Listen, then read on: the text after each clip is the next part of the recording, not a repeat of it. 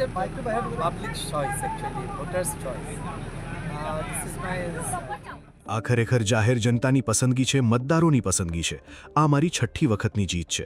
મેં 8 વખત ચૂંટણી લડી છે, જેમાંથી 6 વખત હું સફળ રહ્યો છું. તેથી આ વખતે પણ કંઈક એવું જ છે. સારું લાગ્યું. પહેલાં તો મેં ચૂંટણી લડવાનું વિચાર્યું જ ન હતું. પછી જ્યારે કોંગ્રેસના અધ્યક્ષ મેદાનમાં આવ્યા ત્યારે કદાચ મને ચૂંટણી લડવાની તક મળી. તેથી ભગવાનનો આભાર અને તે લોકોનો આભાર જેમણે મને મત આપ્યો. તમારી સામે ગૌરવ ગોગોઈ હોવાથી આખું ભારત જોરહાટ તરફ જોઈ રહ્યું છે. આ બાબત ઘણું મહત્વ ધરાવે છે. સૌ ગૌરવનું નામ જાણે છે, કારણ કે તેઓ સંસદમાં ડેપ્યુટી લીડર છે. તેઓ ખૂબ જ સારા અને લાંબા ભાષણો આપે છે.